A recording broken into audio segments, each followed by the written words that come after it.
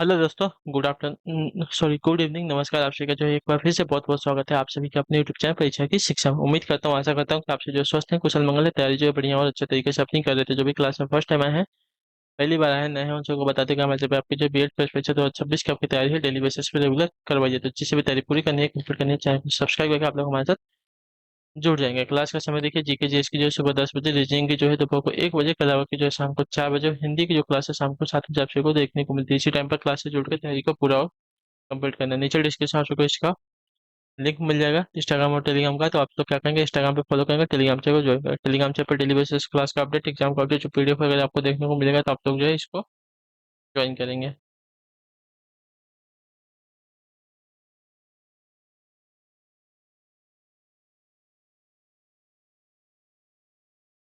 चलिए class start करते हैं बिना किसी देरी के। एक एक क्वेश्चन आपका एग्जाम के लिए बहुत इंपॉर्टेंट, ध्यान से क्वेश्चन को देखिएगा, समझिएगा, फिर उसका उत्तर दीजिएगा। क्लास स्टार्ट करने से पहले जिसने अब तक क्लास को लाइक नहीं किया, लाइक करेंगे, शेयर नहीं किया, शेयर करेंगे, और जिसने अब तक चैनल को सब्सक्राइब नहीं किया, चैनल को सब्सक्राइब कर लेंगे, ठीक है।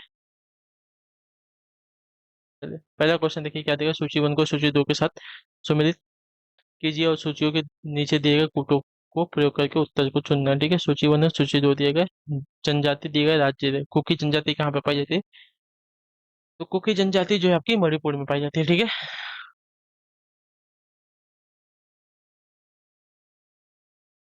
पकककर वाल, ठीक है। पकककर वाल जनजाति कहाँ पे पाई जाती है? तो आपकी पाई जाती है जम्मू एंड कश्मीर में। मोपला जनजाति केरल में, और राफा जनजाति आपकी गुजरात में, ठीक है।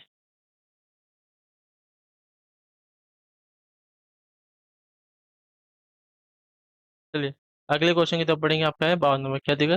शीतोषण चक्रवात निम्नलिखित में से किसके द्वारा जो है अभिलक्षित होता है?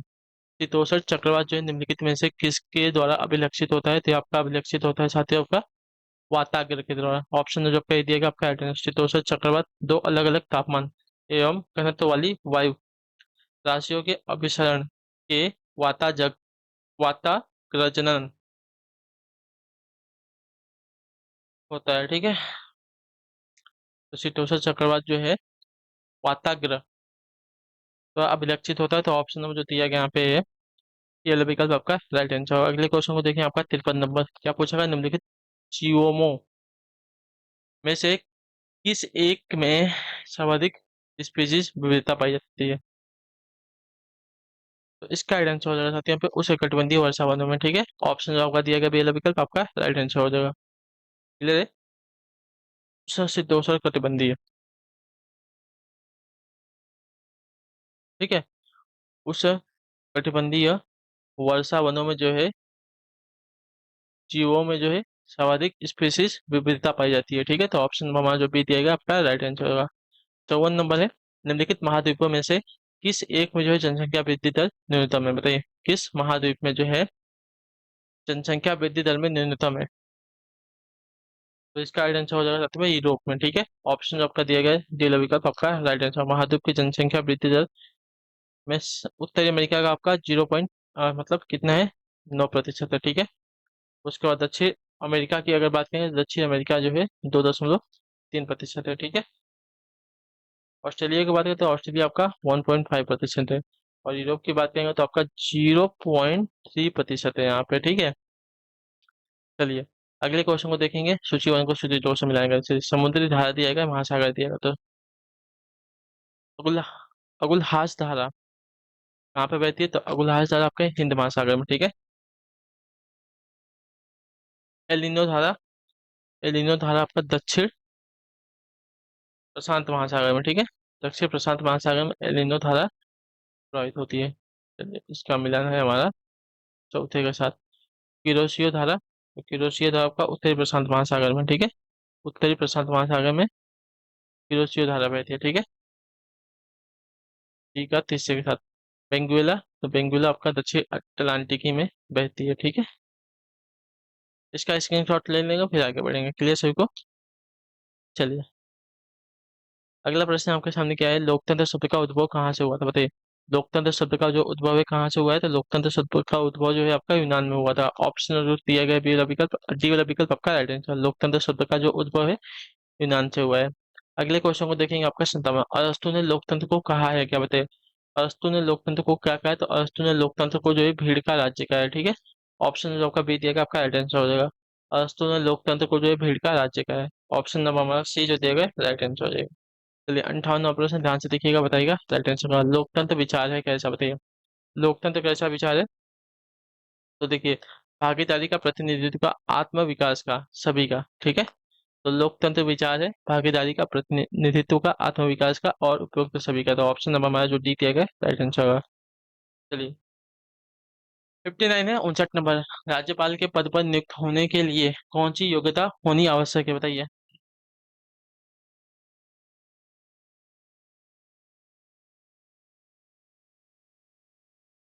राज्यपाल के पद पर नियुक्त होने के लिए कौन सी योग्यता होनी आवश्यक है? तो इसका राइट आंसर आपका क्या हो जाएगा साथियों?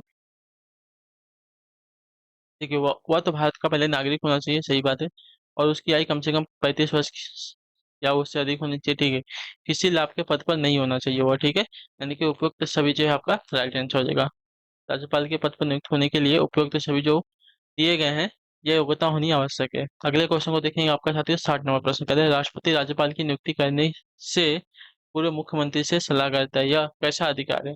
संवैधानिक आदेश है, परंपरा का मामला है, या राष्ट्रपति का आदेश है, या इनमें से कोई नहीं? तो यह जो है एक हमारा परंपरा का मामला होता है, ठीक है। ऑप्शन जो दिया गया पहला विकल्प आपका राइट आंसर हो जाएगा। राष्ट्रपति राज्यपाल को नियुक्त करने से पहले मुख्यमंत्री से सलाह करता है, यह एक परंपरा का मामला होता है, ठीक है। चलिए अगले क्वेश्चन को देखेंगे आपका। 61 नंबर प्रश्न क्या देगा, ध्यान से देखिएगा, बताइएगा राइट आंसर क्या हो जाएगा। 61 में निम्नलिखित में से किसका एल्बिडो उच्चतम है, बताइए? एल्बिडो जो है निम्नलिखित में से किसका किसका उच्चतम है?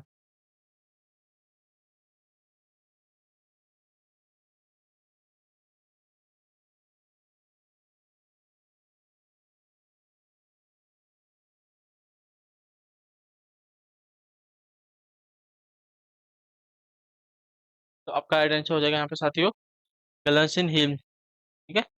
गलनशील हिम का एल्बिडो जो है आपका उच्चतम होता है। तो ऑप्शन हमारा जो सी दिएगा आपका राइट आंसर हो जाएगा, ठीक है। एल्बिडो उच्चतम होता है गलनशील हिम का। अगले क्वेश्चन को देखेंगे आपका साथी है 62 नंबर।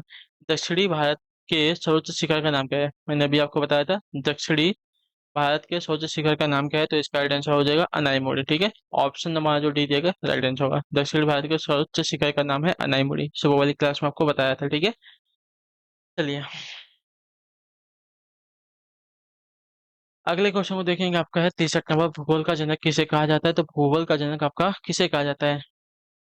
भूगोल का जनक आपका इरेटोस्थेनीज को कहा जाता है, ठीक है। इरेटोस्थेनीज को जो है भूगोल का जनक कहा जाता है। तो ऑप्शन नंबर हमारा डी राइट हो जाएगा, ठीक है। क्लियर सभी को?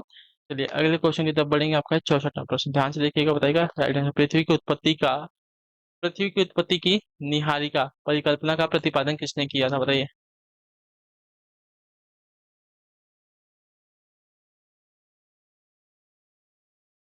चलिए पृथ्वी की उत्पत्ति का निहारिका परिकल्पना का प्रतिपादन किसने किया था? जो है लाप्लास ने किया था, ठीक है। ऑप्शन जो डी दिएगा आपका राइट आंसर हो जाएगा, ठीक है। पृथ्वी की उत्पत्ति की विभिन्न परिकल्पनाएं, तो यहाँ पे जो दिया गया छोड़िए, निहारिका परिकल्पना का प्रतिपादन जो है लाप्लास ने किया है। ऑप्शन नंबर हमारा जो दिया गया डी वाला विकल्प आपका राइट आंसर होगा, ठीक है। चलिए अगले क्वेश्चन को देखेंगे। आपका है भूदृश्य संरचना प्रक्रम एवं अवस्था का परिणाम, या किसका कथन है, बताइए? भूदृश्य संरचना प्रक्रम एवं अवस्था का परिणाम है, या किसका कथन है? तो यह कथन जो दिया गया है साथियों हमारा डेविस का था, ठीक है। ऑप्शन जो हमारा दिया गया बी वाला विकल्प आपका राइट आंसर होगा, ठीक। क्लियर सभी को? भूदृश्य संरचना प्रक्रम एवं अवस्था का परिणाम जो है यह कथन डेविस का था। क्लियर है? तो ऑप्शन नंबर हमारा जो बी दिया गया राइट आंसर होगा। चलिए 66 नंबर प्रश्न है, भौगोलिक पर्यावरण के प्रभाव नामक ग्रंथ के लेखक कौन है, बताइए? भौगोलिक पर्यावरण के प्रभाव नामक ग्रंथ के लेखक कौन है? तो इसका राइट आंसर आपका हो जाएगा साथियों यहाँ पे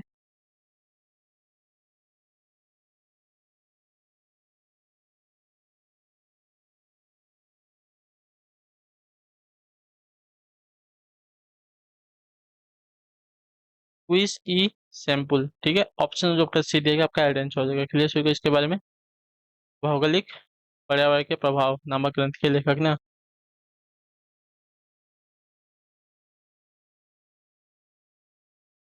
एक मिनट, ये थोड़ा सा कंफ्यूजिंग है, इसको एक बार सही कर लेते हैं, रुक जाइए।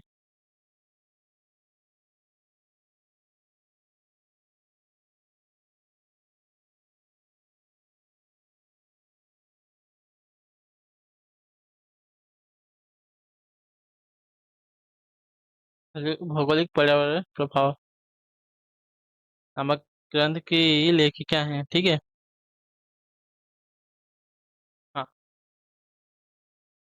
तो ये वाला है, ऑप्शन नंबर सी वाला है। हु इज सी सैम्पल, ठीक है। ऑप्शन जो हमारा दिया गया सी वाला विकल्प आपका राइट आंसर हो जाएगा, ठीक है। क्लियर सभी को। चलिए, अगले क्वेश्चन को देखेंगे आपका। इनकी पुस्तक का नाम है यूरोप। घटना की पुस्तक का नाम है यूरोप, ठीक है। रेडजेल की पुस्तक का नाम है एंथ्रोपोजोग्राफी, ठीक है। एंथ्रोपोजोग्राफी,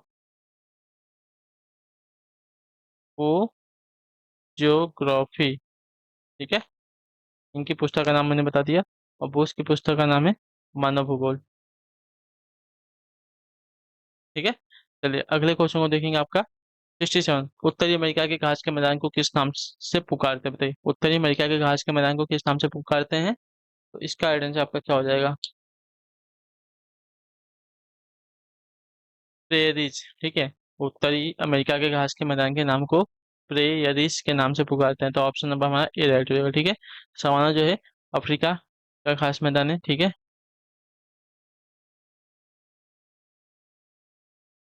एम्पायर्स की बात करें तो आपका दक्षिण अमेरिका का, ठीक है। ये आपका दक्षिण अमेरिका का। स्टेप्स की बात करें तो आपका एशिया यूरोप का, ठीक है। घास का मैदान है।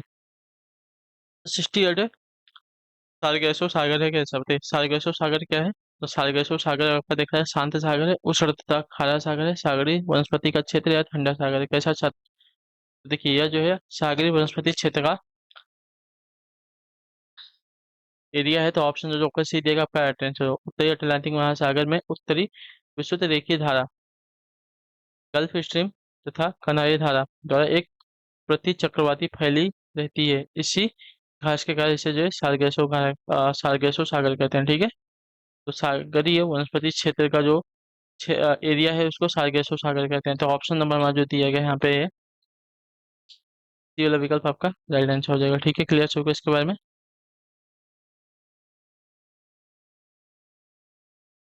एक इसको क्लियर ही कर लेते हैं थोड़ा सा। जो आपकी आंसर शीट दी गई है उसमें थोड़ा सा तो अलग दिया गया है। गलत नहीं होना चाहिए ना कोई भी क्वेश्चन आपका, तो उसको जो है 2 से 3 बार वेरीफाई करने के बाद ही आपको बताया जाएगा, ठीक है। हाँ, चलिए, ऑप्शन नंबर जो सी दिया गया आपका वही सही है। सागरीय वनस्पति क्षेत्र का जो एरिया है उसको सारगेसो सागर कहते हैं, ठीक है। तो ऑप्शन नंबर हमारा सी राइट हो जाएगा। चलिए, अगले क्वेश्चन को देखेंगे क्या देगा। दक्षिणी दोलन कहते हैं किसको, बताइए। साउथर्न ऑक्सीलेशन किसको कहते हैं, बताइए।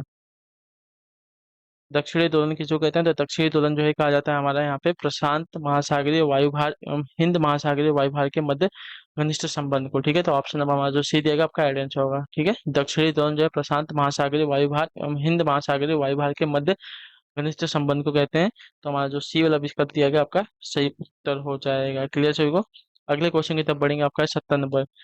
कौन सुमेलित नहीं है हमें बताना है, ठीक है। भावनगर का आपका ज्वारीय विद्युत परियोजना से संबंधित दिया गया है। चलिए, ये तो सही है। कोलकाता भूतापीय ऊर्जा केंद्र का एरिया है, गलत है, ठीक है।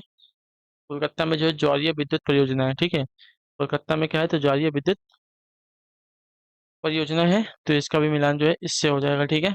कोयना, कोयना में आपका जल विद्युत परियोजना है, सही है। और कलपक्कम में आपका परमाणु शक्ति केंद्र है, ठीक है, ये भी सही है। सिर्फ बी वाला आपका गलत दिया गया है। पणजी किस नदी के किनारे पर स्थित है? तो पणजी जो है हमारा मांडवी नदी के किनारे पर स्थित है। ऑप्शन नंबर जो बी दिया गया राइट आंसर हो जाएगा, ठीक है। क्लियर सभी को।